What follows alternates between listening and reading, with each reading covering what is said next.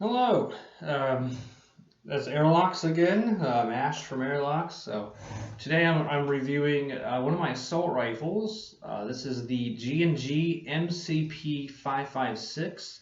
I really refer to this thing, it's more or less a Kilo 141 from Modern Warfare 2019, which is actually based off the H&K 433. That's what I kind of think this gun looks the most like. So I'll be referring to it as the Kilo from here on out. But in the airsoft realm, it's actually named the MCP. That's Mike Charlie Papa 556. So anyways, it's by G&G, which is a really good gun manufacturer. Most of you guys probably know.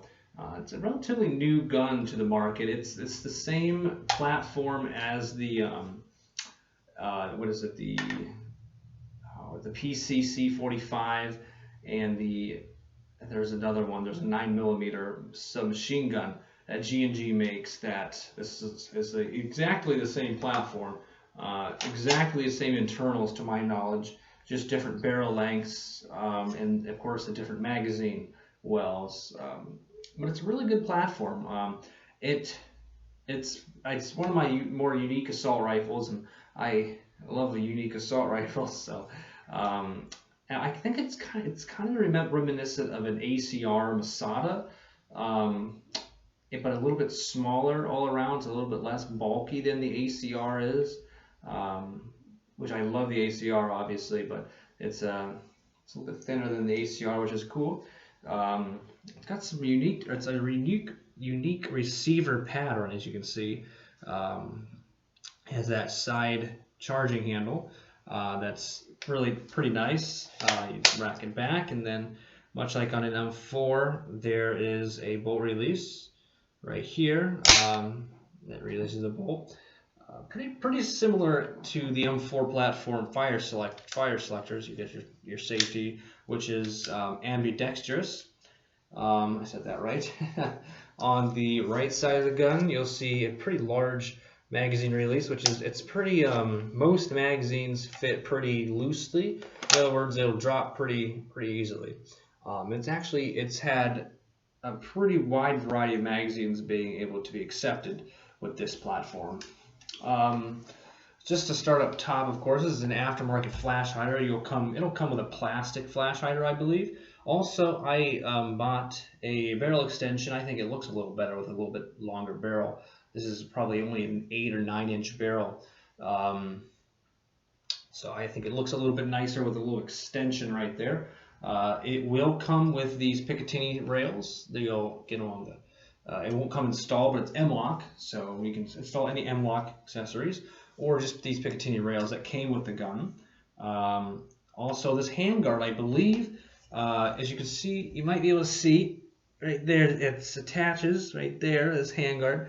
I don't know if it's compatible with other M4 styled handguards or not. I don't know.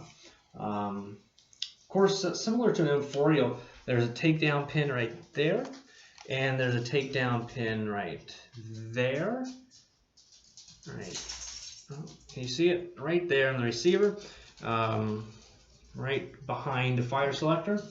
So anyways, and then the stock is where the battery goes, which is all plastic. This whole gun is basically plastic. Yeah, this whole gun is built mostly of plastic. Anyways, the stock, to get to the battery, you'll just pull this tab back. There's 2 tabs on the stock. You'll pull this tab, and then there's a button right here where you'll untinge this part. And then the battery goes in here. Mine came with a Dean's style connector, so I imagine yours will also come with a Dean's style connector with a fuse in there. And internally, we'll get to the internals in a second. I'm getting ahead of myself.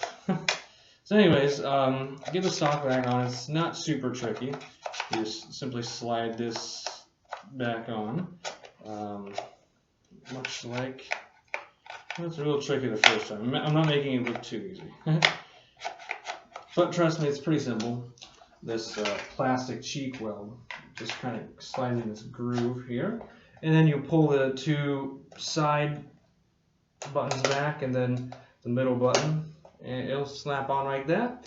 Stock folds much like an ACR or SCAR stock, and no wires are exposed. And then it also locks in place on the right side of the gun. And with tension, you just grab it and put it back into place. A very nice, relatively wide sling loop right there.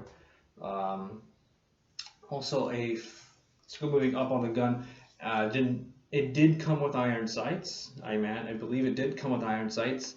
It did not come with this red dot, obviously. Plastic upper and plastic lower receiver, but it's a really nice feeling polymer. The dust cover, or the dust cover, I guess you could say, which just says 556 by 45 on it, which is kind of cool. Is aluminum, it looks like. You pull it back, you'll find your blue cylinder and your version 2 gearbox with a rotary style hop-up. This hop-up, this gun is completely stock. I've used it in one indoor game, and it hops 0.25s with almost maximum hop. So I would, if you intend to use heavier BBs in 0.25, I would recommend probably a hop-up upgrade, such as the flat hop or R hop. But again, we'll get into internals in just a second. Which actually we'll just jump into them now. Like I said, it has a version 2 gearbox.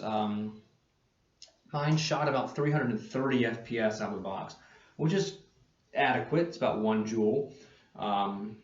It shot very fast with a 7.4, and even faster, of course, with a 11.1. I imagine somewhere in the realm of 16 rounds a second with a 7.4. I imagine over 20 with our 11.1 LiPo. Trigger response was really good. Probably one of the best trigger response, highest trigger response guns in my arsenal. So it's a very noticeable click with each trigger pull. That means it has a micro switch inside of it. I know it has at least one MOSFET. It's advertised with that electronic trigger unit. So it's a very relatively high-end gun, high-tech gun necessarily, by G&G, which they've been coming out with a lot more of those higher-end, high-tech guns as of recent, it appears. So yeah, I've used it in one indoor game with great success. It was a really lovely gun to use. So internally, I think this gun, also I should mention, it's pretty easy to take the stock off, which then if you take the stock off, then you can find a quick change spring system in there, which the spring it came with is actually pretty stiff, yet it was only shooting 330. So I imagine that has something to do with the very short barrel, and it's probably got a port on its cylinder that's pretty high up on the cylinder. In other words, so it's not getting a whole lot of air behind it. I guess I have not taken apart the gun to look at the gearbox at all, so I don't know if that's true, but that's my educated guess on why the FPS was so low despite the strong spring that was in it. But it was very consistent FPS. It was a very accurate gun too. I mean, not extremely accurate, but certainly nothing to gawk at or to shrug your shoulders at. It's a pretty accurate gun. Had no problems with that. Again, it shot really fast, and 330 FPS isn't terrible, especially if you're intending to use it more close range. But it's certainly, with hop-up upgrade, I imagine this thing can really reach out and touch people at medium to long range, especially if you could figure out maybe a longer barrel, and if you want to change your cylinder out, if my hypothesis is accurate, of why it's shooting so low with a strong spring. But my overall thoughts on this gun, it's a really, really cool gun. It's unique enough from an M4 to be considered a different gun in my eyes, yet it takes M4 magazines.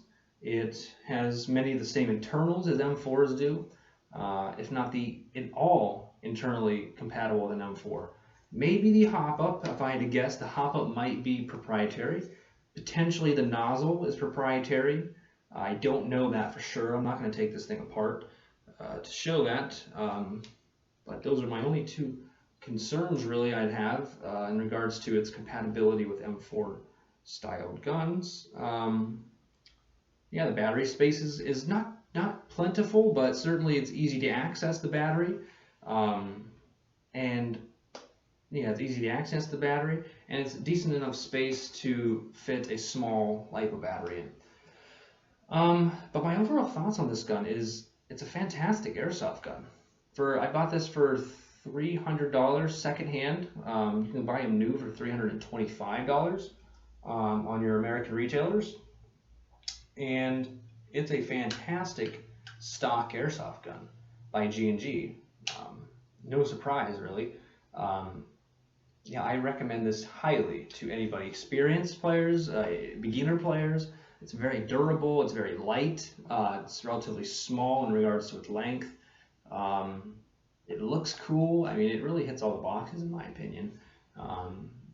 So I've honestly not seen any reviews on the internet, on eBay or on YouTube at least, by non-retailers. So hopefully I shed some light on this platform. Hopefully I can see guns like that. I really like the idea of making guns, because this is not a real life gun. This thing does not exist in the real world. Like I said, it looks kind of like the Kilo 141 or HK433 more than anything else in my opinion, but it's not a one-to-one replica of that by any means. So I hope to see more guns like this that are, not real life guns, because then you don't have to abide by licensing. You don't have to, conform to what the real thing, the real specs in other words. I don't know how hard it is to make your own design, I guess, but I like the idea, especially when they're not too outlandish like this. This looks like it could be a real life gun. While some guns you can see out there that are make-believe or fiction guns look nothing like real-life guns. I'm thinking of like the CSI Star airsoft rifle, and there's a couple of like alien guns that that exist out there that are their own thing. Anyways, that was my review of the G&G MCP556, and I hope I shed some light on this replica for more people to take a look at on the airsoft market. You guys take care of yourselves. Have a good night.